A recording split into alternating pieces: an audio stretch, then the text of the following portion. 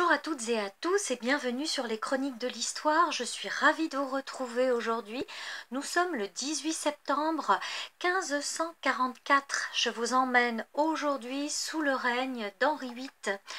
Alors Henri VIII et notre roi de France, François Ier, ont été intimement liés tout le temps de leur règne. Ils se sont d'abord rencontrés en 1520 pour la première fois, lors du camp du Drap d'Or à côté de Calais, où tous deux avaient fait montre de rivalité, avaient imaginé des réceptions tout aussi surprenantes les unes que les autres, pour montrer à quel point ils étaient des rois magnifiques de la Renaissance.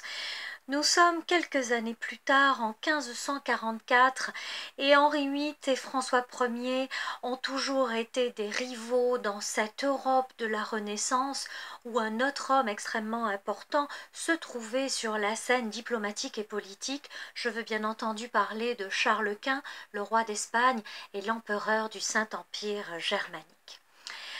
Alors aujourd'hui, eh bien, notre Henri VIII rentrait triomphalement dans la ville de Boulogne qu'il avait réussi à récupérer aux Français.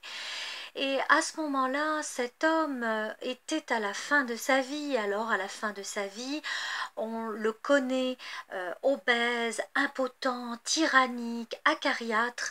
Il était alors marié avec sa sixième reine, Catherine Parr, et c'est à elle qu'il avait confié la régence du royaume.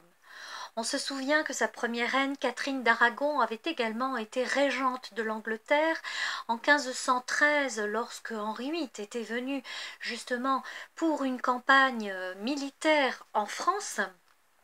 Et donc Catherine d'Aragon, à l'époque, avait vaincu les troupes écossaises, et c'était au moment de la mort de Jacques IV d'Écosse, le 9 septembre 1513. Je vous invite à regarder sous les vidéos en dessous cette chronique-là. Donc là, Catherine Parr, effectivement, était régente de ce royaume, et Henri VIII, lui, célébrait cette victoire anglaise qui était intervenue après le siège de Boulogne, le 19 juillet 1544. Henri VIII avait quitté Douvres pour rejoindre Calais, et donc il avait participé à ce siège de Boulogne qui avait duré plusieurs jours, et c'était donc la victoire.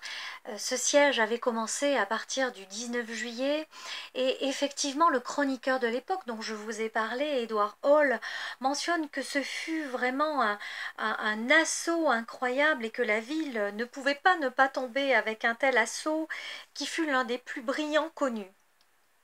Quand il fut évident que les Français ne pouvaient plus maintenir la ville, eh bien ces derniers se sont rendus aux Anglais. Et le chroniqueur mentionne également que ce sont près de 4450 personnes qui ont quitté la ville à ce moment-là, sans compter les malades, les blessés et les personnes âgées. Donc ce 18 septembre 1544, Henri VIII entra dans la ville de Boulogne triomphalement, au son des trompettes, et c'est une grande célébration qui allait suivre.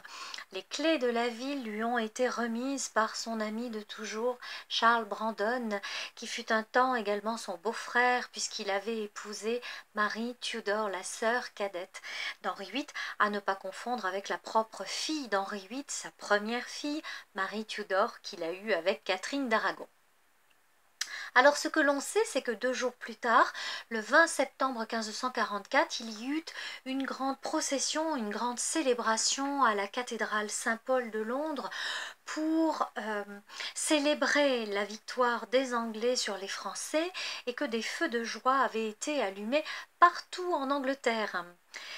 Mais cependant, ce même jour, François Ier, le roi de France, signait le traité de Crépy, un traité de paix perpétuelle avec Charles Quint, l'empereur qui était censé être l'allié d'Henri VIII. Donc les Français tentèrent de reprendre Boulogne en octobre 1544, mais ils n'y parvinrent pas, ils n'étaient pas assez nombreux. L'Angleterre conserva Boulogne jusqu'en 1550, sous le règne d'Édouard VI, qui était le fils d'Henri VIII, et c'est sous le règne de Marie Ier, la première fille d'Henri VIII, que les Anglais perdirent définitivement cette région de France et perdirent Calais en 1558 grâce aux troupes d'Henri II de France, le fils cadet de François Ier, qui était devenu roi de France. Merci d'avoir écouté cette chronique et puis je vous dis à demain pour une autre histoire.